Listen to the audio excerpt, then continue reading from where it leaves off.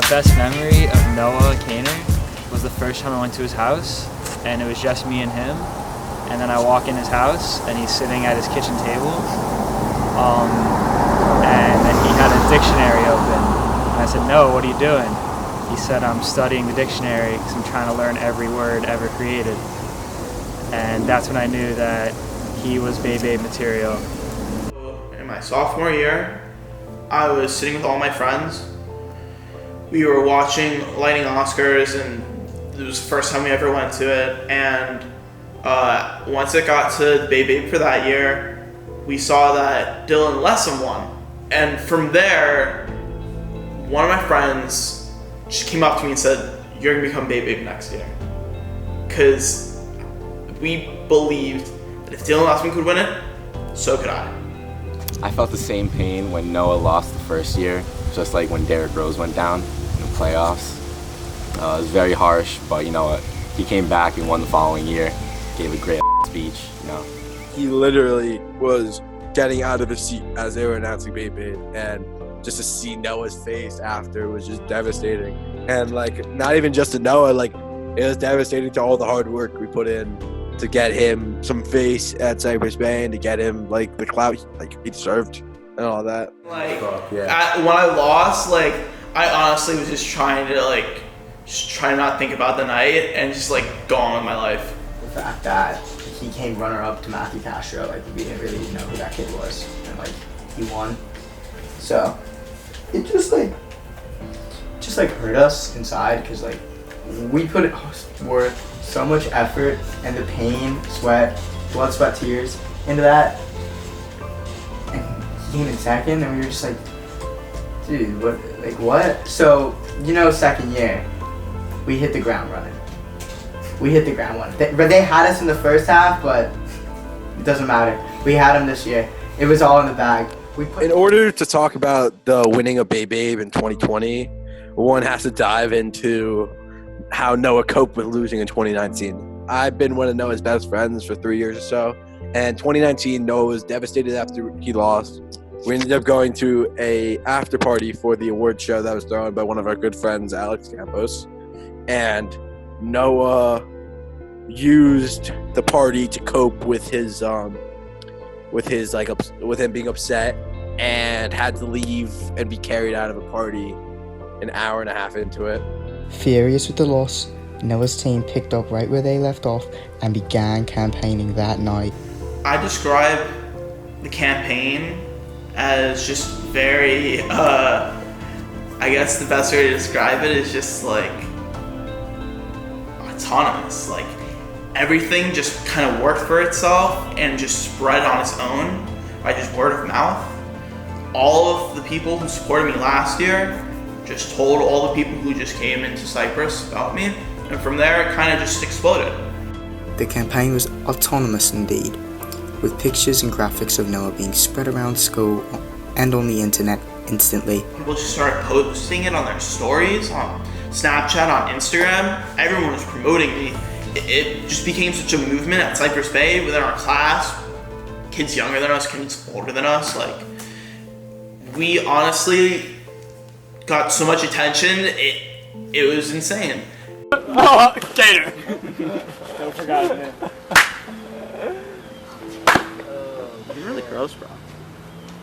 Are you on? Yeah. Oh, okay. Hola, me llamo Noah Kaner. ¿Dónde está la biblioteca?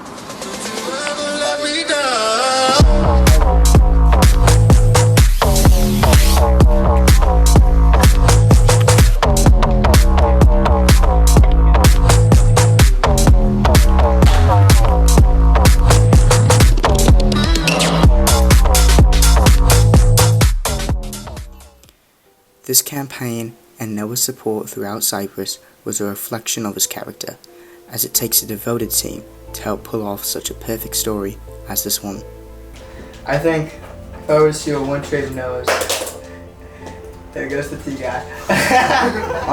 It would obviously be the brains. Noah's a genius. Everybody knows it. He's a genius with fashion. He's a genius with school. He's a genius with Call of Duty. He's a genius with everything. Simple. Simple answer. Okay. When I'm at functions DJing, I turn around and he's just there, like, supporting me.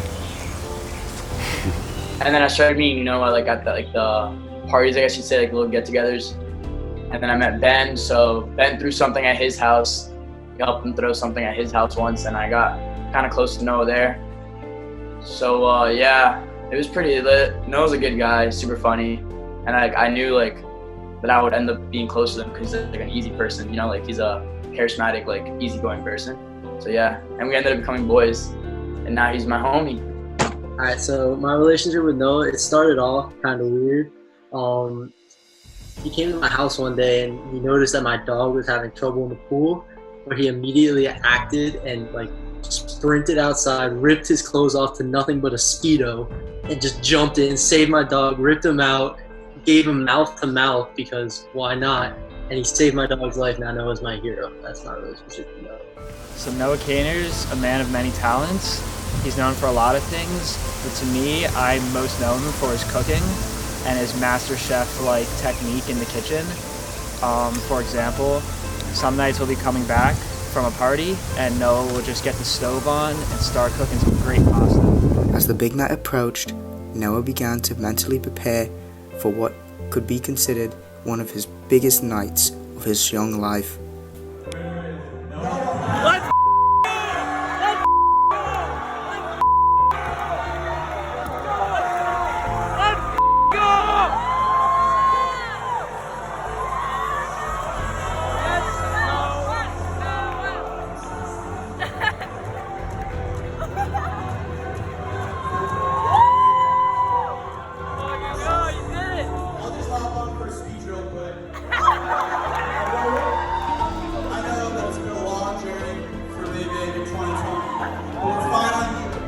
I want to thank some people who mean a lot to me that have helped me on my way.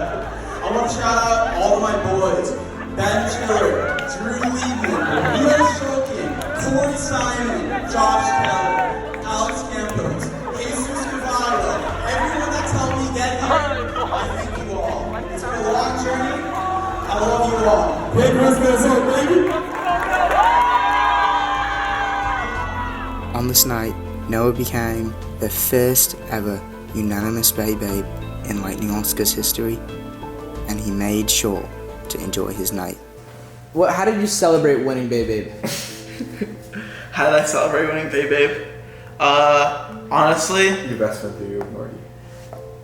Your best friend. some really good friends of mine threw an amazing party, and I just had the time of my life. When Noah Kaner won, I had to do something for the boy, you know? Noah Kaner, he just like, f***ing G. You walk by school, every guy gets a every guy will get a once they see Noah Kaner. So I was like, if I get a I have to do something about him to congratulate for all the he's giving me. So I decided to rent out a mansion and throw him something that you guys think was a Hoko AP, but was the Noah Kaner celebration of all time. See, it was in the plan. I got you guys to think you guys were going for the Hoko, but we promoted the out of Noah while doing so, making him win.